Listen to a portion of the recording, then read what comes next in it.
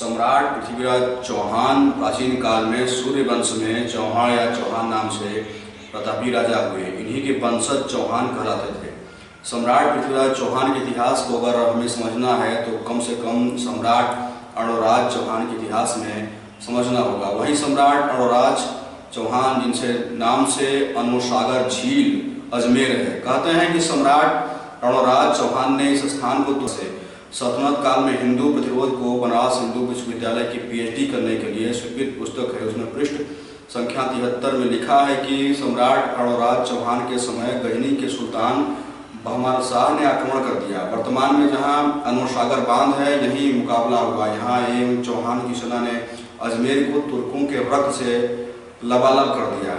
सम्राट अर्णोराज चौहान ने जहां तुर्कों को परास्त किया वहीं इनकी देशी राजाओं से संघर्ष खत्म नहीं हुआ। कहते हैं सम्राट अर्णोराज चौहान ने तोमरों से दिल्ली छीन कर चौहान साम्राज्य को उसके स्वर्णिम युग में पहुंचा दिया। चौहानों की बढ़ती शक्ति देखकर उस समय के सबसे शक्तिशाली राजाओं में से एक गुजरात के चालुक्य नरेश जयसिंह सिद्धराज सोलंकी ने चौहानों पर आक्रमण कर दिया। आबू पर्वत के निकट ये युद्ध लड़ा गया। चालुक्य चौहानों को खदेड़ते हुए अजमेर तक पहुंच गए।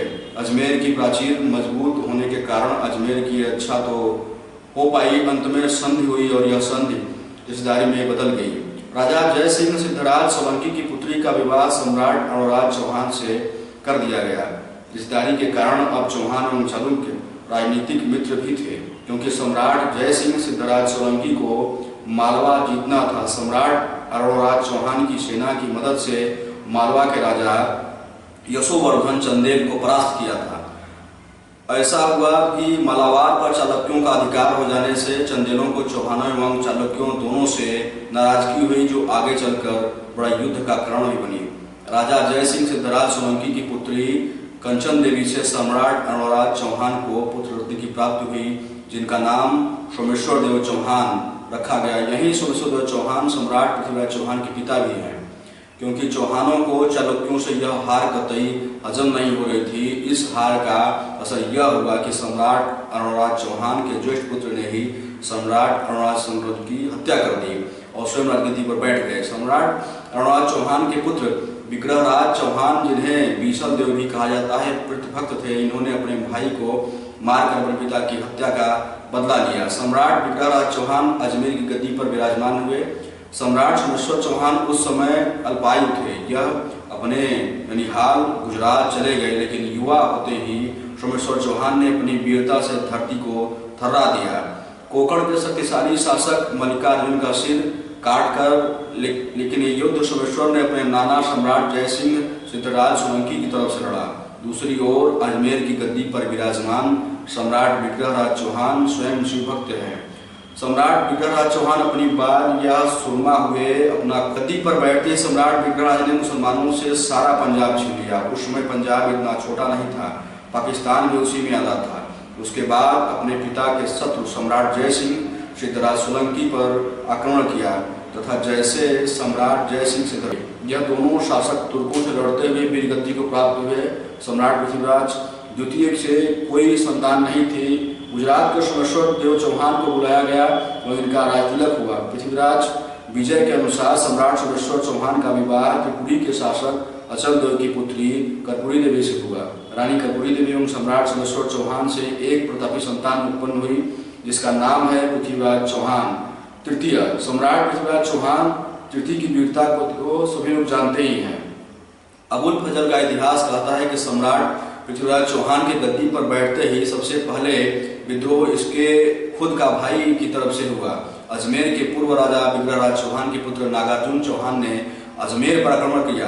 भारत के इतिहास की यह बहुत बड़ी घटना थी, क्योंकि किसी दूसरे की नहीं, भारत के उस समय की सबसे शक्ति चौहान राज्य से फूट का पहला युद्ध था, जहां एक राजकुमार ने अपने राजा भाई के विरुद्ध विद्रोह कर दिया और उसके पास अपना अपार जन समर्थन भी था, क्योंकि नागार्जुन स्वयं यशस्वी राजा का पुत्र है। इस आपसी युद्ध में सम्राट पृथ्वीराज चौहान की विजय हुई। नागार्जुन मारे गए और अजमेर की गद्दी पर पृथ्वीराज चौहान का राज तिलक हुआ। सम्राट पृथ्वीराज चौहान का जिस समय जन्म हुआ उस समय भारत की राजनीतिक अव्यवस्था बहुत उथल पुथल वाली थी। कहते हैं कि इसी काल में पांडवों का पुनर्जन्म हो गया था। आल्हा, उदल, मलखान, ब्रह्मजीत एवं धांधु ने पांडवों का रूप में पूरा जन्म भी लिया। पांचवों को 42 बेटों का विजेता कहा गया, जो अल्लाह उदर के सामने आता था इतिहास ही बन जाता था। सम्राट पृथ्वीराज चौहान का अल्लाह उदर से भी टकराव हुआ, जिसके परिणाम भीषण हुए। नाडौल के चौहान की बात करते हैं। इनके वंशज हाड़ा चौहान कहलाए और यही बूंदी और कोटा के राजघराने से संबंध भी रखते हैं। इनके बड़े पुत्र देदा के वंशज वर्तमान समय के गुजरात में पालनपुर शहर में संबंधित चौहान और दूसरे पुत्र विजय सिंह के वंशज सांसोरा चौहान भी हुए। इनके वंशजों ने अपने नाम के साथ माड़क राव और यहीं आगे खींची चौहानों के नाम से भी प्रसिद्ध हुए, जिनके वंशज वर्तमान समय में मालवा के खींचीवाड़ों में खील, चिपुर और राघवगढ़ आदि के चौहान और गुजरात में छोटा उदयपुर और देवगढ़, वारियाद, रेवाकांडा में के चौहान कहे जाते हैं।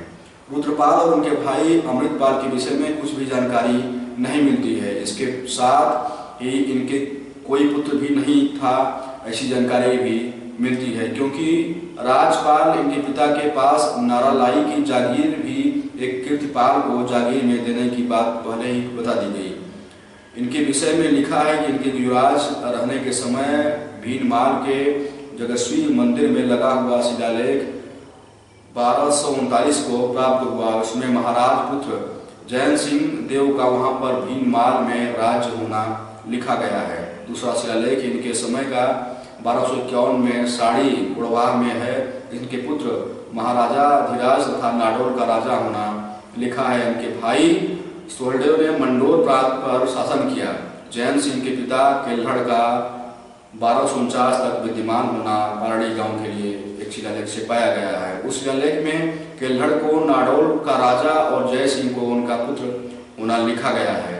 सामंत सिंह की बात करते हैं। इनके समय के 1256 ईस्वी में 1258 के 2 शिलालेख मिले हैं। जैन सिंह के बाद यह सिंहासन पर बैठे। नाडौल के बाद में जालौर सम्मिलित होना बताया गया। इनके वंशज की कोई जानकारी अभी तक उपलब्ध नहीं है।